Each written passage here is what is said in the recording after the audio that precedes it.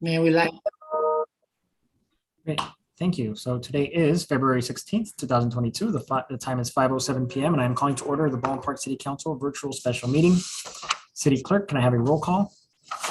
Yes, thank you, Mayor. Councilmember Alejandra Avila, Here. Councilmember Monica Garcia. I believe it was announced that she would not be able to attend the meeting.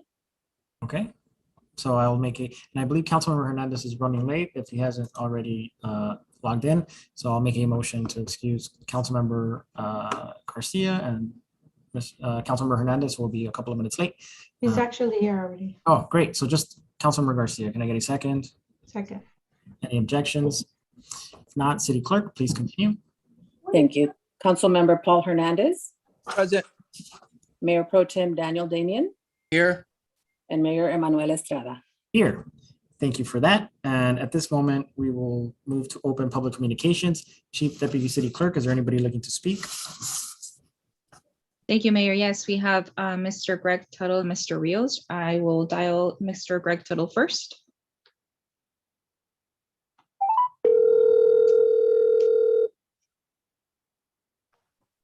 Move. Hello. Hi, good afternoon, Mr. Tuttle. This is Lulu calling you from the city of Baldwin Park regarding your 3 minutes to speak at the special meeting. Okay. Okay, your time begins as soon as you start speaking. Go ahead. Okay, thank you. I'm talking about the vendors today because that's on your study session. First of all, let's understand the vendors pay no taxes to the city. The vendors have no permits from the city, want to use business and residents' monies to have the city help them get legal, which they'll never do, and they'll never pay taxes. City has a huge liability by not enforcing the law that's on the books for serving food which isn't certified by public health to someone. And if someone gets sick from food poisoning or dies, the city's going to hang the bill on this because guess what? They go for deep pockets because we know the vendors don't have any money. The city's been warned several times that these vendors do serve poor food and people are getting sick, and you need to do something about it to protect the residents. The businesses are tired of you supporting vendors that are illegal after they pay all their taxes. The county health department, the state department, they don't care. They pass the buck on to the city. Monica Garcia, one of the dumbest council members on the council right now, understands the law. You enforce it, and that's what needs to be done, Mayor. When you get in here and you say that this is a political thing about us asking you to enforce the code that's here is wrong. It is not a political item. You need to enforce the law and make sure that the public sidewalks and the food that is served to the public is safe. But you're not doing that. You're more worried about upsetting these vendors that pay nothing here.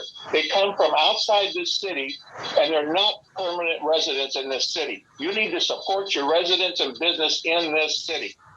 Also, the people I've contacted, the people that write up that sue cities for handicap things, where they come into restaurants and they say you don't have handicap bathrooms, they don't have handicap railings, and they don't have handicap signs and stuff, and parking spaces. They're willing to come in here and start suing the city for every violation of a vendor sitting on the sidewalk.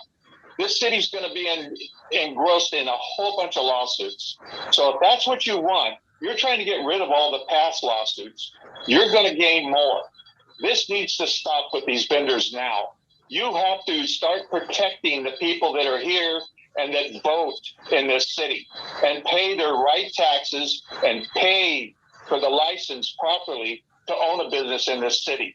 So stop protecting the people that are illegal and don't pay taxes, don't pay any of the fees that they should pay. And then they violate the people's rights of using the sidewalks up. We've got to start protecting the city here. And if you're not going to do that, then find a new job. Thank you. Thank you, Mr. Tuttle. Next speaker is Mr. Rios. A minute.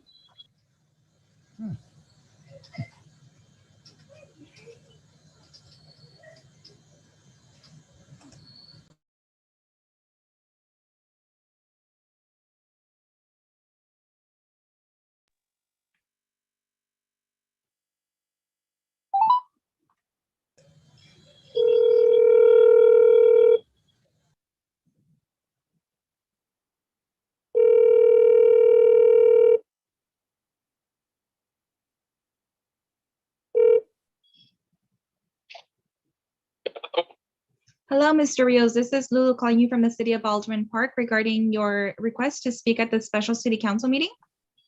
You may start speaking, and your time will start once you speak. Okay, I want to talk about the street vendors. It's getting a little out of hand. It's been out of hand for a couple of months already.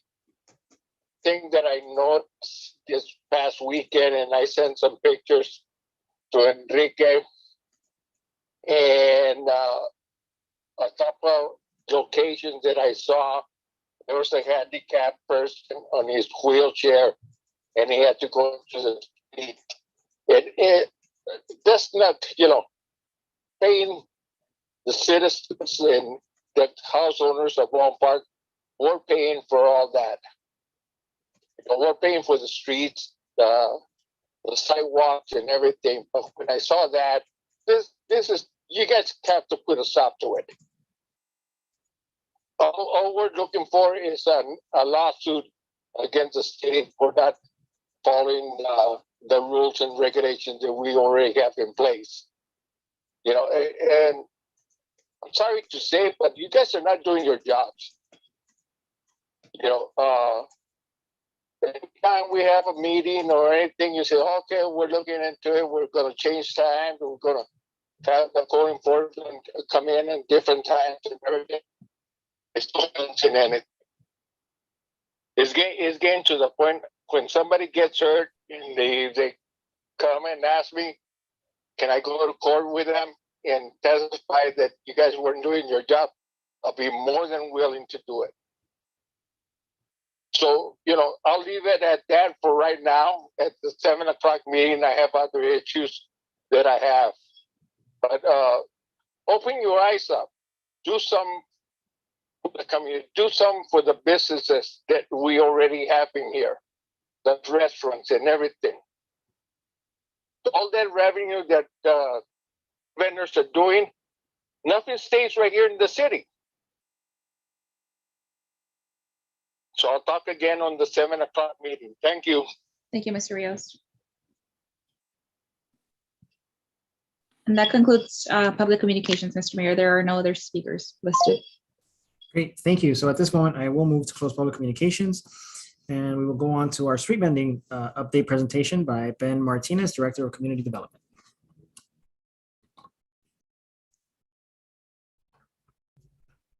Thank you, Mayor and City Council.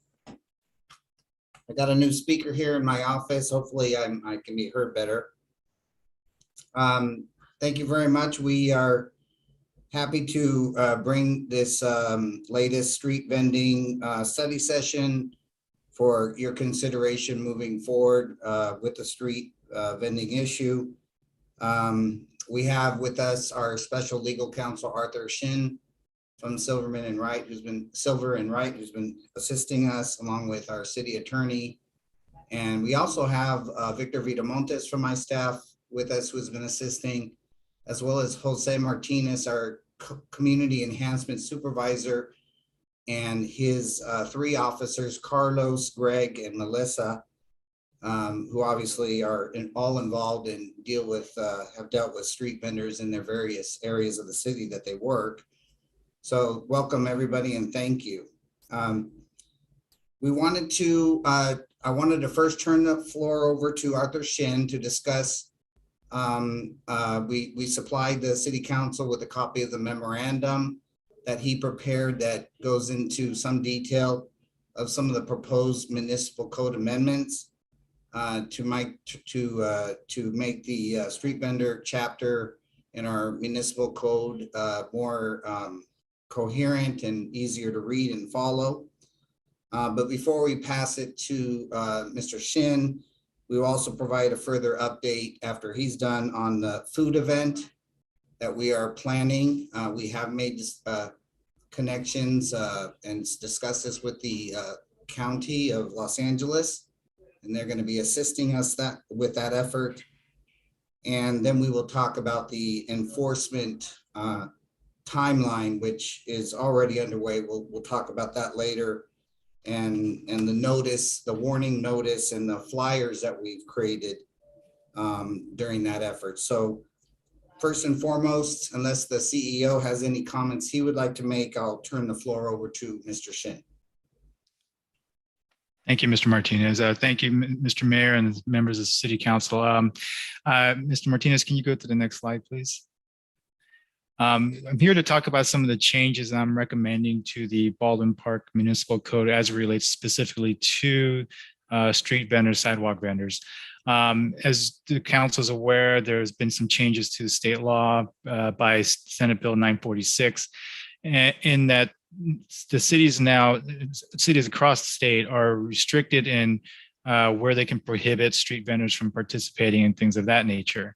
Obviously, the city of Baldwin Park had certain geographic restrictions and licensing requirements and things of that nature in place before this all happened.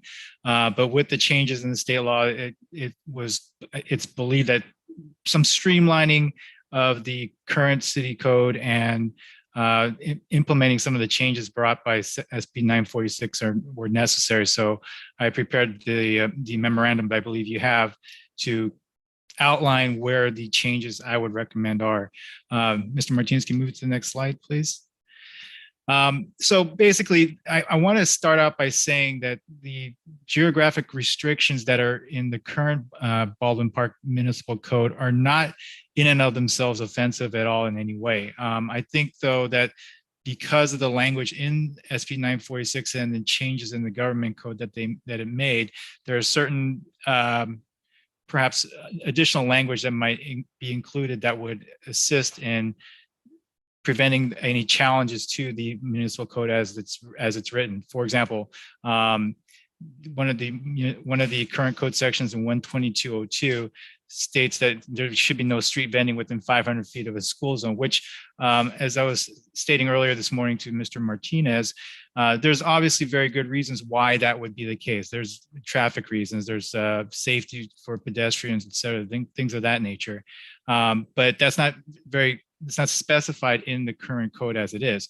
Some of the recommendations I'm making into that section, as well as others, makes it clear that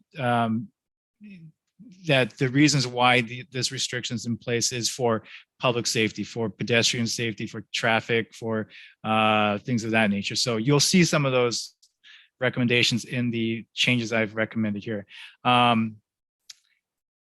The current Baldwin Park Municipal Code also has some of the restrictions on where sidewalk vendors can operate, as well as some of the requirements that they need to observe, all kind of jumbled into one section. That's 122.02.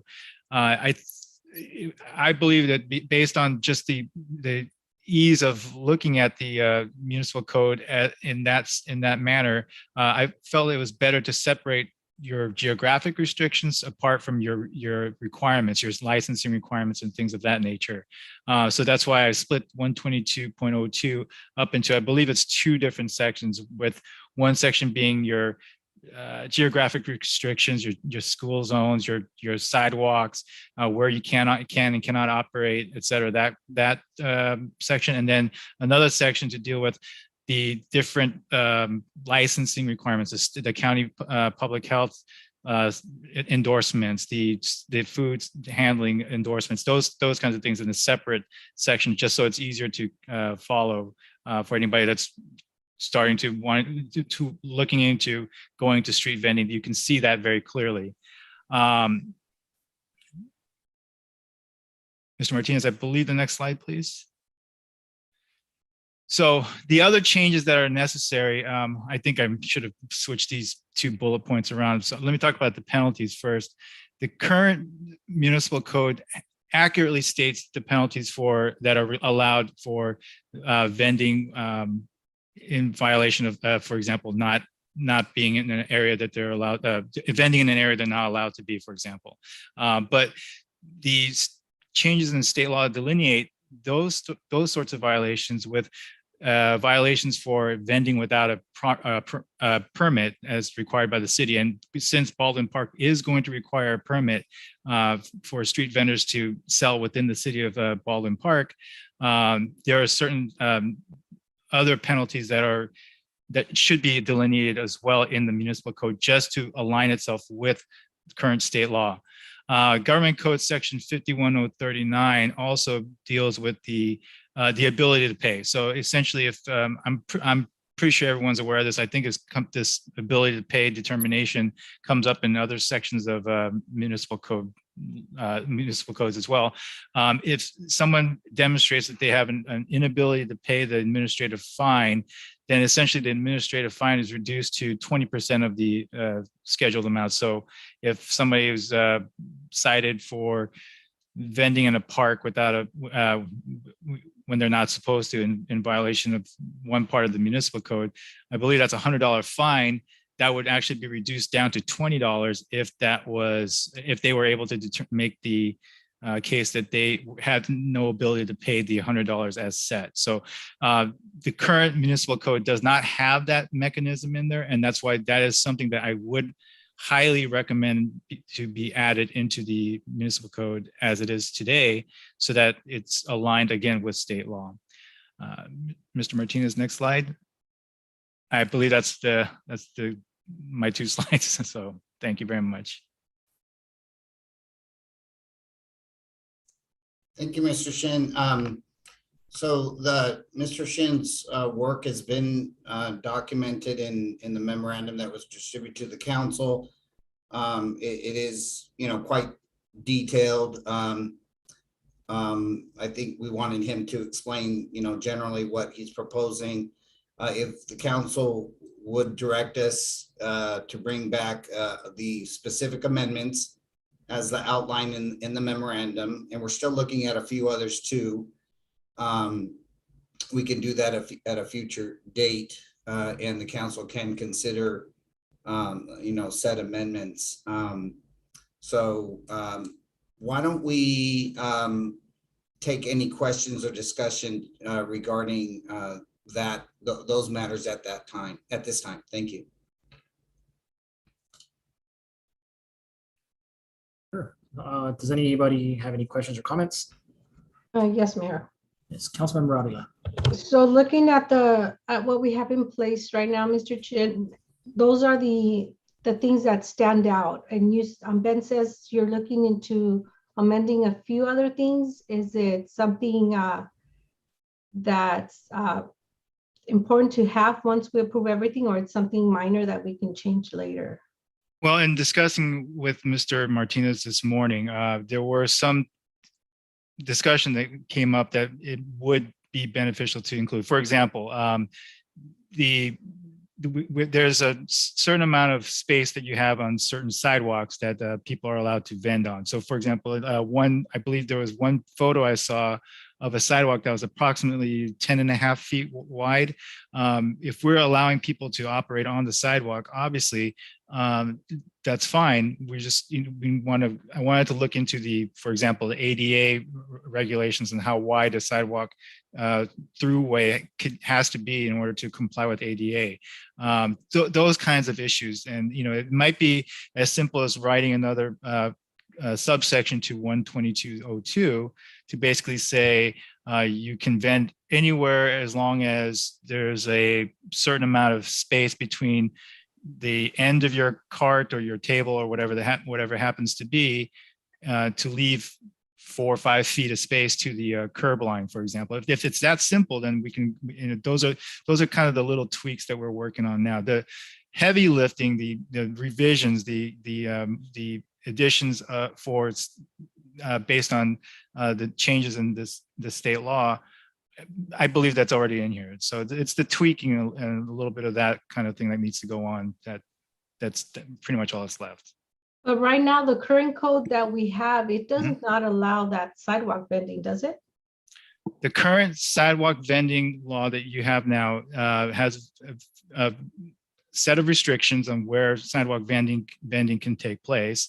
And it has certain requirements, for example, that the carts need to be kept in commissary, for example, things of that nature. And the set of penalties that are the first set of penalties that are implemented for somebody who violates those provisions. There are certain changes that need to be made to comply with the current state of the state law, which is essentially, for example, the ability to pay determination. That's not in your current municipal code now. I believe that you need to put that in there to comply with state law and have a mechanism by which somebody can ask for an ability to pay determination. So.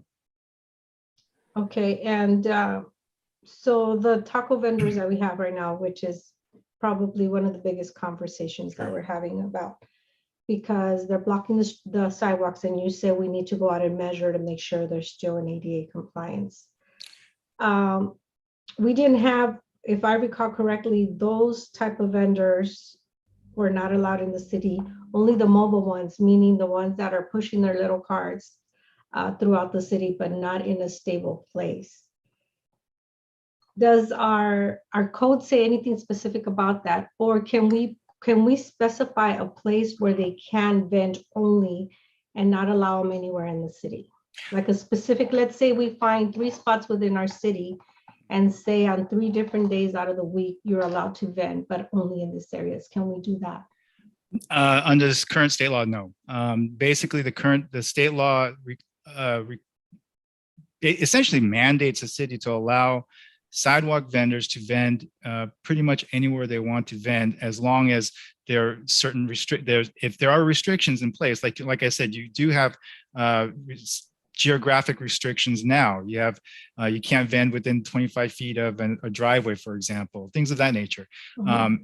If there's a specific health, safety, welfare reason why you have that restriction, then those restrictions are still allowed under state law, even as it currently exists. To say that a sidewalk vendor to a sidewalk vendor, now we're talking about somebody that is got their licenses, got their food handling permits. You got the cart is a legal cart. It passes compliance with the county public health. It's a county public health department. All that to say that you can vend on this at this location on this day at this time is I'm going to say the word redundant, because because they're allowed to do that no matter what under the current state law, as long as there's no geographic restriction.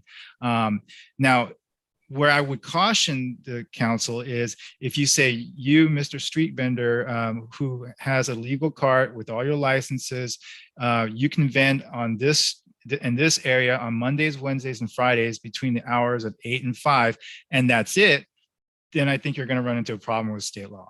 Got it. And we're talking just about all these legal vendors, the ones that don't have any of their licenses, as long as they're not following our code and we're following state guidelines, that's when we start giving the warnings or citations, whatever it needs to be done.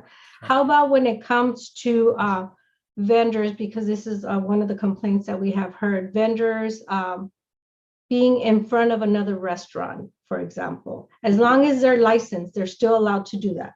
As long as they're licensed and they're not violating any other restrictions as to geography. For example, if the entrance to the restaurant happens to be right next to the driveway to the parking lot or whatever the case is, that might cause some problems for the street vendor to set up shop there, because if you have a restriction that says you cannot be within 25 feet of, and this is off the top of my head, so please don't quote me on this, but you can't be within 25 feet of the driveway apron, and that particular location where that street vendor is within that 25 feet, then yes, that's going to be a problem. It's going to violate your municipal code. Now, you can change those geographic restrictions, by the way, or you can eliminate some. But just like looking at the restrictions that you currently have, I think those are well taken, and I think they should remain as long as we can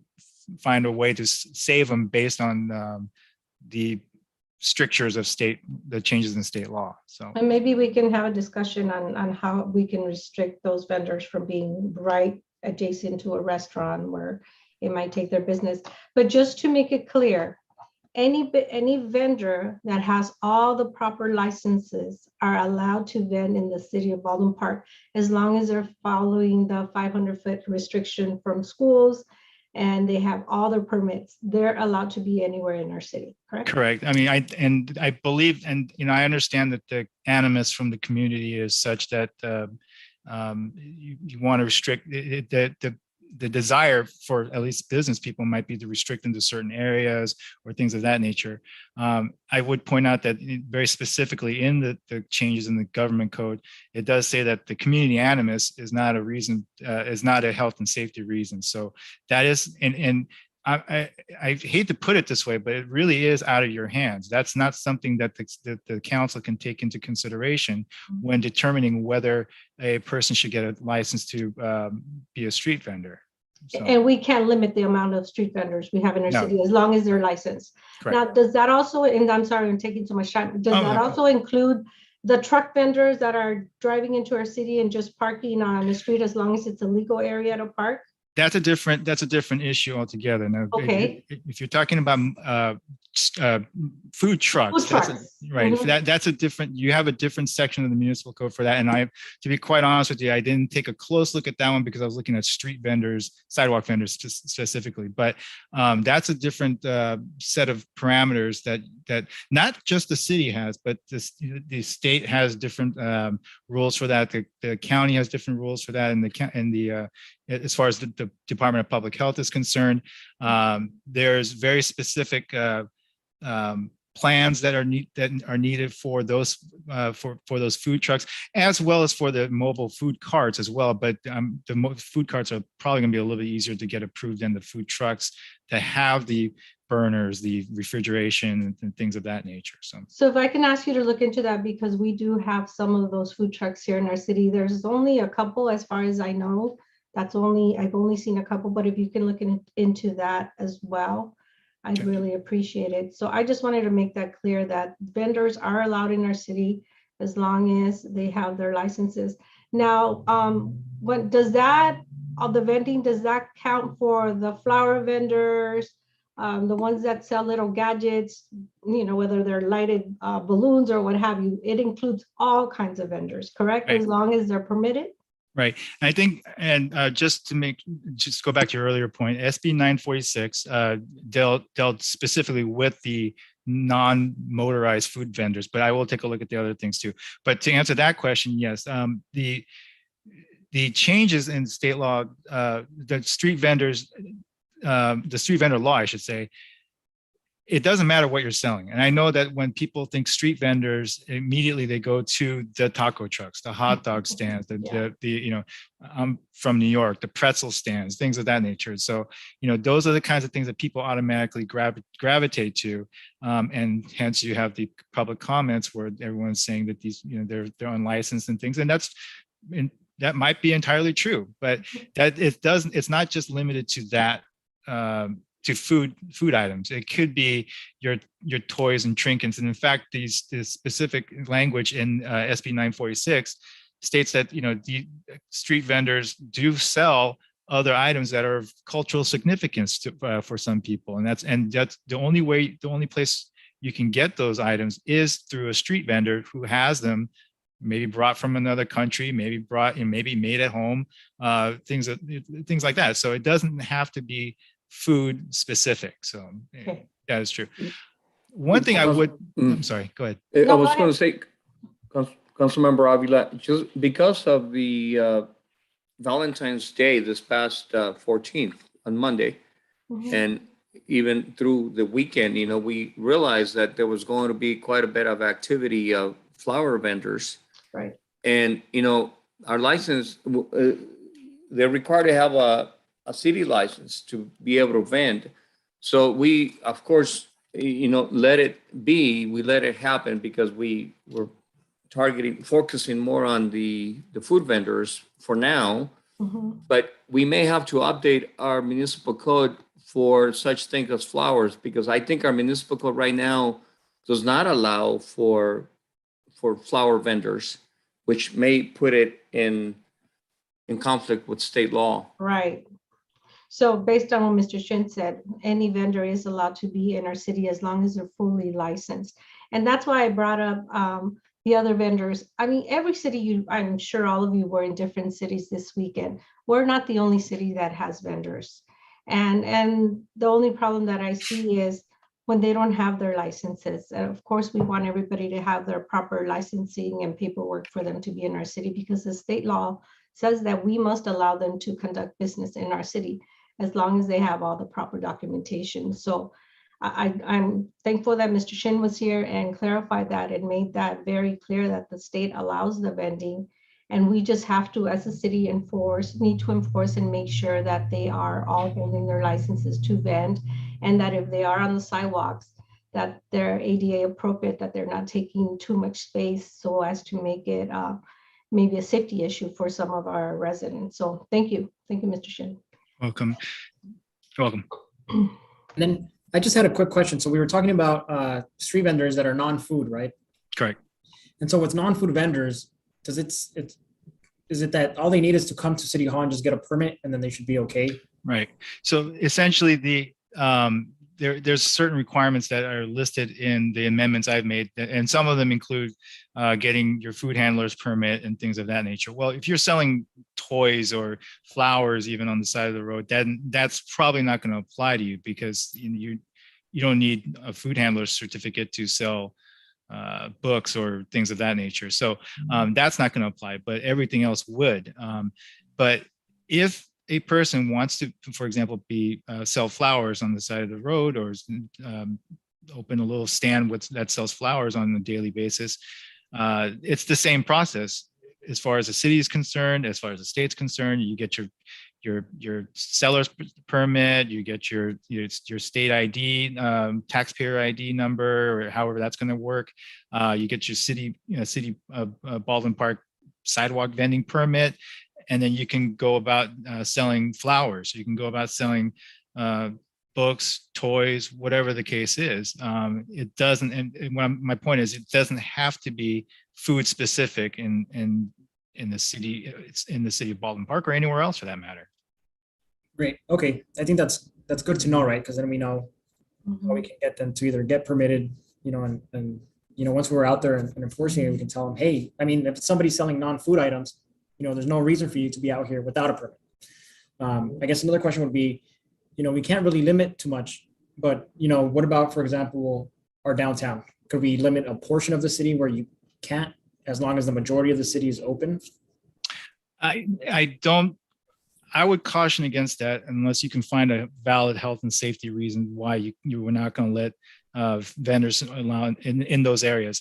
Again, the state law is very, very clear that it wants to be as open as possible. And so if you say this area of downtown, you are not allowed to vend in without a health and safety reason for that, you might run into problems if someone challenges that. So I don't think that's the best methodology to do it. I mean, if there is a legitimate reason why you don't want people selling items on the sidewalk that's health and safety related, and that doesn't have anything to do with community animus, doesn't have anything to do with a restaurant having issues with vendors outside their place of business, then I think you were going to run into problems if you can, unless you can come up with that reason, I should say. So I would caution against that.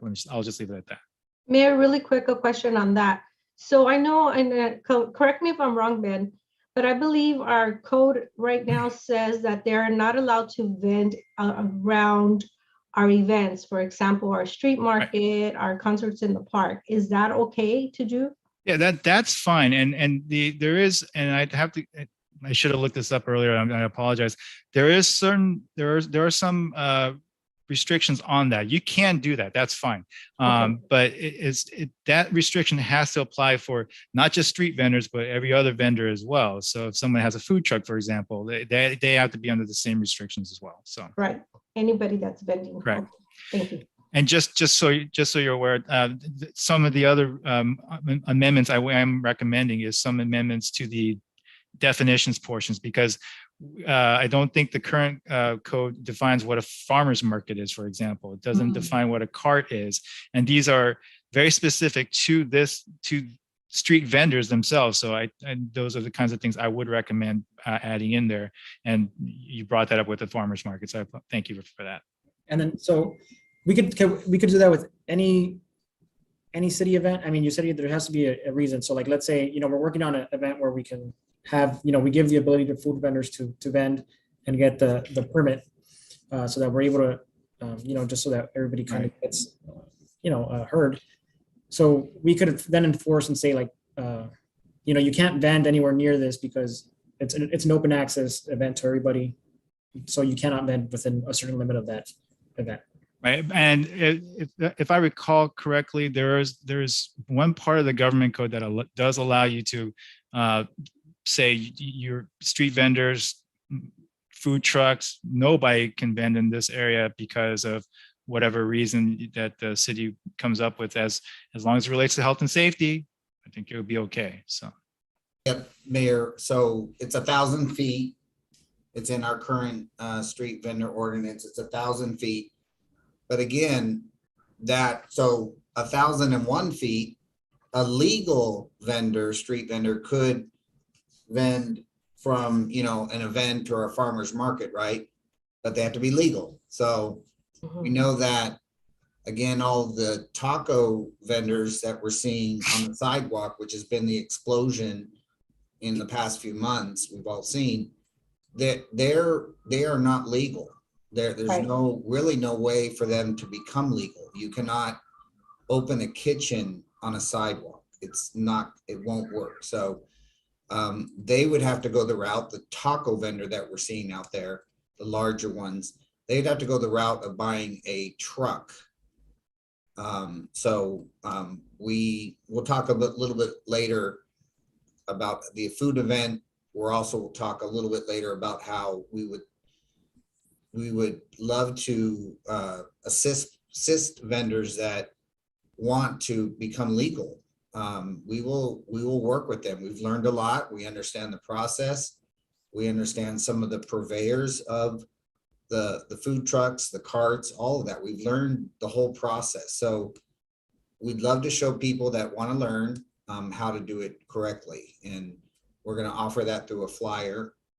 And, but yeah, the food trucks, the taco vendors that we're seeing on the sidewalk, just to be clear, there's no way for them to become legal the way they are operating.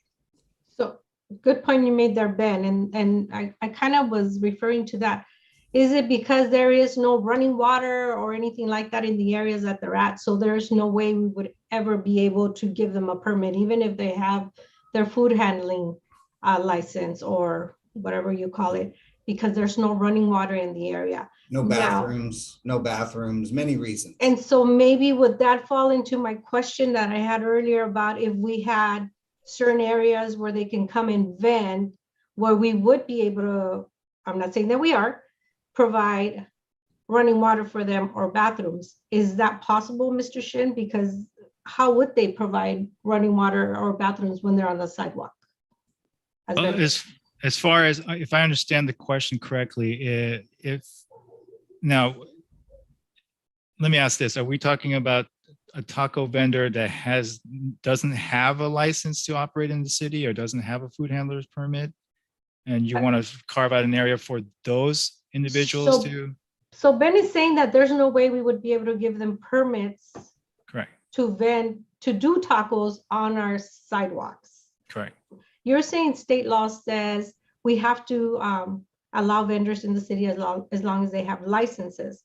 Mm-hmm. But to sell food on the street, they have to have running water and bathrooms. That's what you said, correct? Right.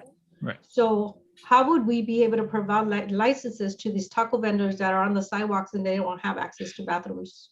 So basically, when I did the initial research on this, and I called the Department of Public Health, like LA County Department of Public Health, there's for a push cart, non-motorized push cart, and we're talking about so anything outside of a food truck or I guess a brick and mortar business, it's going to be impossible. That's basically what they've said. Now, that being said, you can still vend food from a push cart, if it's prepackaged, for example. And I believe, I want to say it was tamales that could be sold from a food cart, because it doesn't require any physical, no, I believe the way that they explained it, there's no physical touching of the actual food itself, whereas with the taco there is.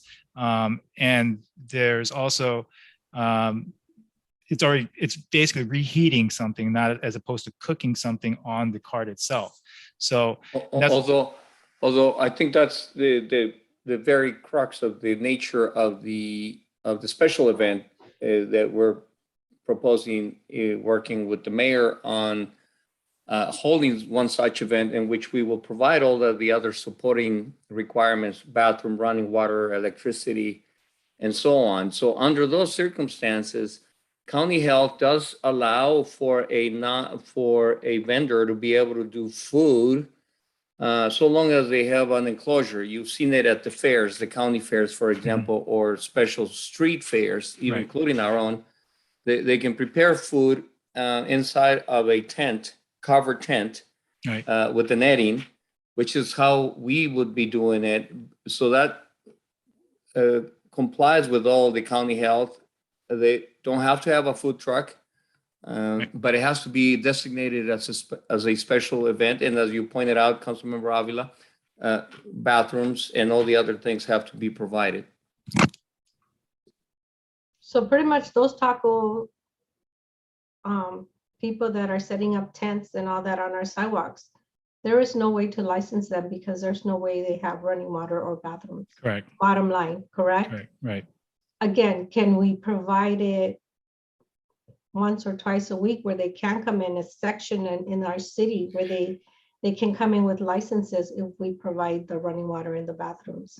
So essentially, the licensing itself would be done through the city, and as far as the state of, the county is concerned, day to day, you're not allowed to operate a taco stand, without the other necessities, the running water, the restrooms, the things of that nature.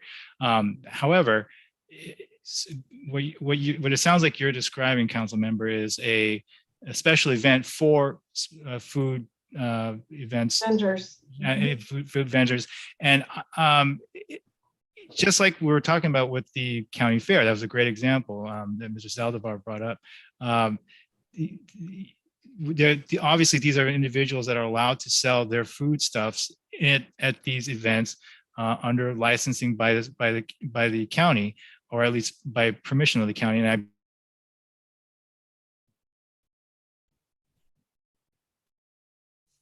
I think we lost Mr. Shin, but You froze. yeah, that we could do it under a special event, and that's what we're gonna. And that's we're in the event process of coming up in creating May. Such a special event. Yeah. Yes. They're limited to so many per year. I don't have that number. We'll have that at the next meeting. But they are limited. We can't do them every day.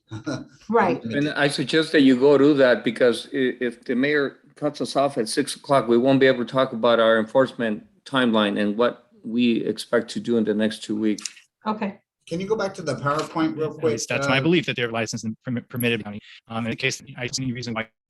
Mr. Mayor, I do have a few questions I'd like to ask our expert at some point before we move on. Yeah, I don't know if he's on. I think he's, Can you hear me? oh, we can hear you now. Okay, I think my internet's getting unstable here, so I apologize. Yeah, no worries. Yeah, okay, just, yeah, go ahead, Councilmember. Go ahead. Thank you. Appreciate the information that you have and that you're providing to us. Of course. When you talk about, if you can, really quickly in regards to the stationary, the amount of time that an individual that is fully, licensed and so forth, that can stand or can stay at certain, sidewalks or whatever the case may be. What's the allowance that we can provide or do? As far as the time, the amount of time that they're allowed to stay out? Yeah, I mean, right now we have parking restrictions, right, in certain areas that, for whatever the case may be, Sure. whether it's 2 hours or whatever the case may be. Minus that, how long are we able to restrict the hours that somebody stays and are vending during this? Because I don't see. Because I did read part of your memo did say that we can restrict the hours based on what we do for normal businesses around that. So I just need clarification on that, please. Right. So I think what you're reading is that the fact that you can restrict the hours of a stationary vendor or any vendor for that matter, but it cannot be any more restrictive than your current businesses in that general area. So for example, let's say, generally speaking, the businesses on a certain area of where a certain number of restaurants are, you require them to shut down, let's say at 10 o'clock. You cannot require the street vendors to get off the street at 9 o'clock, for example. It has to be equal access to that same area is the way I read it. So. Oh, that's great. And Councilmember, to answer your question, the sidewalk vendors do need to keep roaming. You're not allowed to stop. They're not allowed to vend in any residentially zoned areas, except for roaming sidewalk vendors, vending from the sidewalk and not blocking traffic. And roaming vendors shall keep moving and shall not be stationary. No, thank you, Ben. I really appreciate that because that does clarify, some of the concerns that I'm hearing from our local residents and also businesses. They can complete a sale, right? And then they move on. So you sell the ice cream or move on. Right.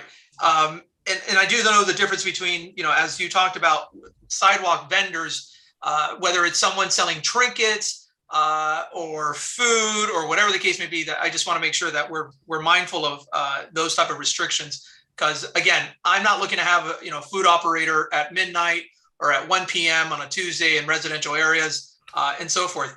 One of the things that that we have here, and I like for additional clarification as we're going through the ordinance, is how do we define a residential neighborhood?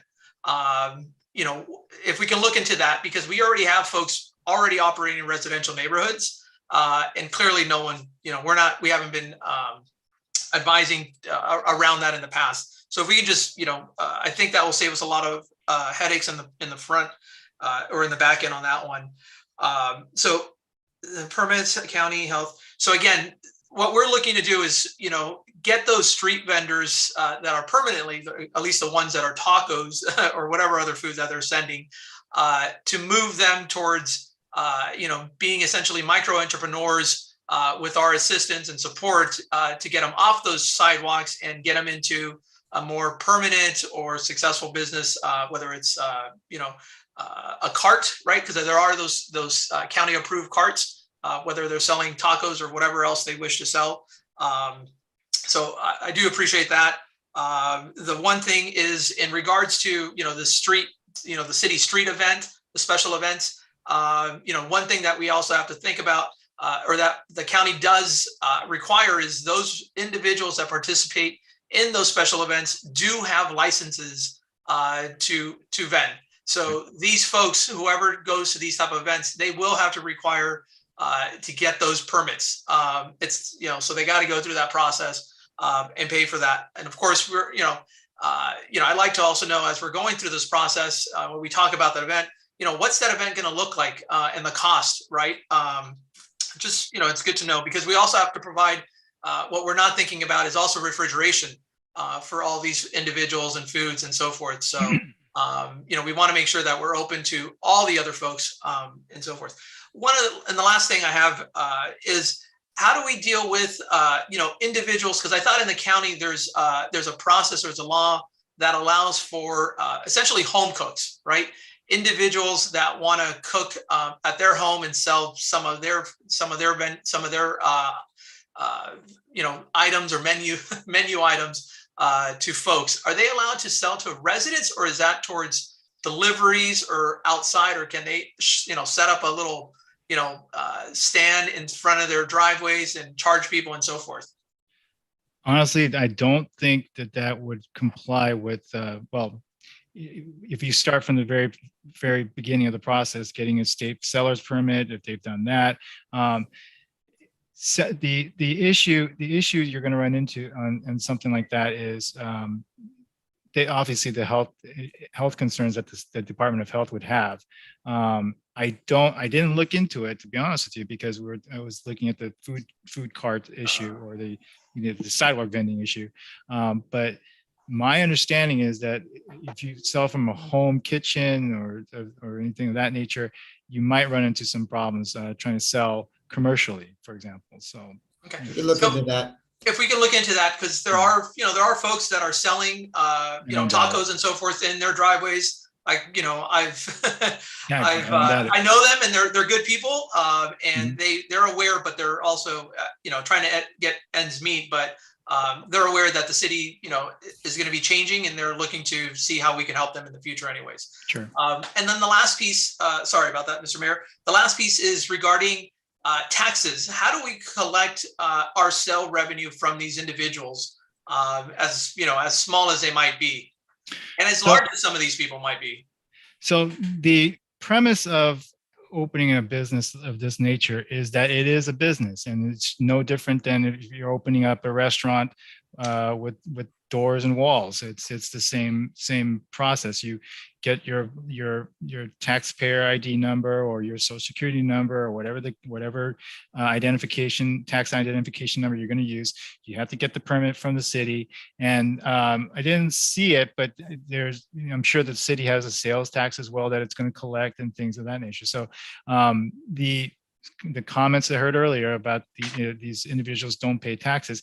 If they're licensed, they would need to. That would be one of the requirements that they comply with in order to maintain their license, maintain their business. So that it would be like any other business, and where their address is likely the residence, et cetera, that kind of thing. But I don't see any difference in collecting tax from the supermarket down the street versus the street vendor outside selling whatever he's allowed to sell outside, as long as they're going through the same process, or at least the.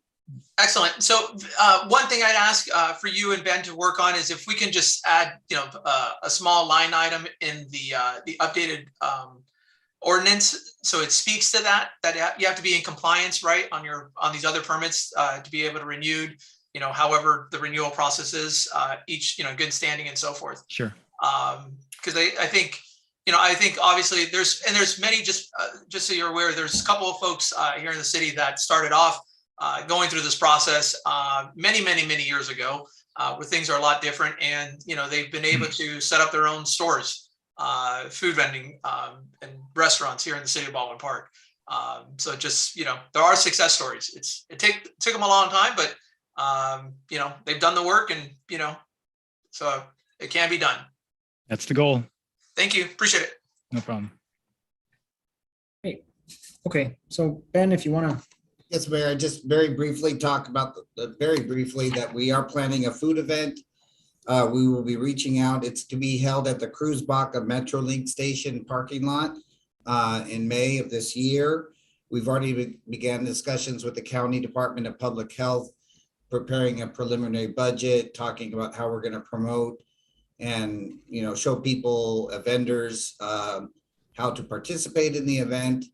And also we've, with the assistance of Parks and Rec, we've also looked at, the logistics of the day and all the things that we're going to need, also Public Works. So we are working on that as we speak, and the county is we spoke to them today, they're going to assist us. The next slide is just going to be the enforcement timeline. We finished the educational period. So from June of last year to February of this year, we went through the educational period where we were not enforcing. We are now in the warning period where we are providing notices and moving vendors along, warning them. We're not citing them. And this will end February 28th, 2 weeks from February 14th. This will end February 28th, where then we will start to enforce upon illegal vendors. And then the next slide, just wanted to show the flyer that we're going to pass out along with the warning notice. Again, our staff is eager to help illegal vendors understand the process and the requirements and the costs, and we're ready and willing to help. So we're gonna pass out this flyer in hopes that they will call us. And I think the next slide is just a picture. Oh, there's the notice that the kind of the warning notice that we will hand out. And that's it. We do have a few pictures on the next slide, just of the distance requirement to schools. And the next slide is the legal versus illegal versus legal cart. So you kind of get the idea. Those are the typical taco vendors that we've been talking about in this evening that open up on the sidewalk on a table. They're completely illegal. The cart there on the top left, that's illegal. And then the kinds of trucks and carts that are trailers and carts that are legal on the right and that are approved by the county. So I think we've gotten great direction from the council. In addition to the street vending revisions, we will look at the other areas that the council has instructed us to look at, including home-based businesses, non-food vendors, and the like. So I've taken good notes, and we will return with this, in the near future. In the meantime, we will start again. We'll continue the warnings to our illegal vendors. And then we'll make it very clear that on February 28th, we'll start enforcement. And it's not that they can say, so even starting this weekend, the vendors that are illegally set up will have to move. So we're not gonna give them a warning and just walk away. They will need to move. We're gonna do it though in a kind manner, respectful, passing out literature that we wanna help, and talking to them and explaining why we're doing this. And we're hopeful that, compliance will, we've never had an issue generally with compliance, and we feel that we'll be able to move forward. So that completes our report and our discussion, unless there's any other questions. Thank you. And I have a question, please. Oh, it'll be really quick, Mr. Hernandez. The flyer is very nice. Can we make it, or can we add to that flyer? I think some vendors may be worried that immigration status may be an issue. Can you put something on that flyer that there's no need to worry about the immigration status, and when it comes to the permits, it has nothing to do with immigration? Because Thank I you. think some of them will be fearful. Some of them, remember, I think we had this conversation a few years back, they may not have a California ID to prove who they are. They may have a Mexican passport maybe, or some kind of ID to prove their identity. So if we can make it clear on that flyer, please. Yes, thank you. Go ahead, Mr. Hernandez, sorry. No, not a problem. Good items. Ben, we're going to have, just for clarification, you said this weekend, so we'll have staff available and out there this weekend on Friday, Saturday, and Sundays? Yes, we're gonna rearrange our staff hours and address the issue starting tomorrow. Okay. And we'll also have some spot checks during the weeknights and also the following weekends? Yes, sir. We're definitely, we're gonna do our best to cover. We know when generally when vendors set up, we want to, of course, find as many vendors setting up, so we don't have to ask them to, take it apart and move, and save them the time and the effort. So we'll be trying to enforce before they set up or while they're setting up, so we can have them move along if they don't have the proper permits. Nope, thank you. I just want to make sure that, we capture all of them.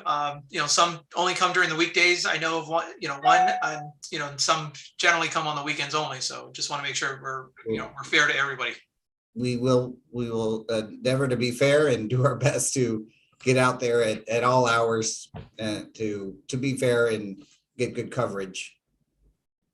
Yeah, one more thing, Mayor, I just want to add, I know, I want to thank code enforcement, because I know they're going to have to shift their hours and their schedules to accommodate this new request, to make sure that we're following our ordinance and our state ordinance. So thank you in advance for being able to work with us and shift your hours to be able to be out there talking to the vendors. That's all. Thank you. Mayor, I have a quick question for Ben regarding the food event update. I see on the timeline that you're talking about May. Has this been approved by the council yet? Has this been presented and approved by the council?